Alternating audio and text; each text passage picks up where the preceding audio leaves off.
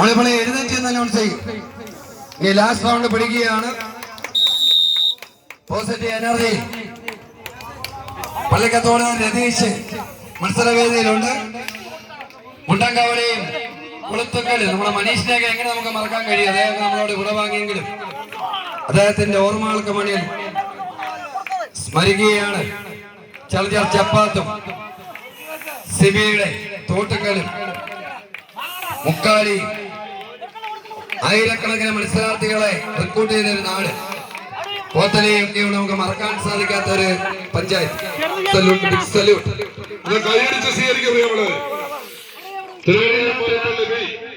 ചുക്കില്ലാത്ത കഷായമില്ല എന്നുള്ളത് ചൊല്ലും. അതേപോലെ പള്ളിക്കത്തോഴില്ലാത്ത മത്സരം. മോഹൻലാൽ ചോദിക്കണം, നിങ്ങളല്ലാതെ എനിക്ക് എന്താ ആവശ്യം? ഇവിടെ പള്ളിക്കത്തോടിന്റെ സ്പർശമുണ്ട്. കളി തുടങ്ങിയപ്പോൾ മുണ്ടക്കയിലിരുന്നു. എന്റെ കൊച്ചു ടീമാണ്. പക്ഷേ ഒരു മേജർ മഹോത്സവത്തിൽ സെമിയിലേക്ക് മാറും. ചിലർ വരുമ്പോൾ ചരിത്രങ്ങൾ വഴിമാറും.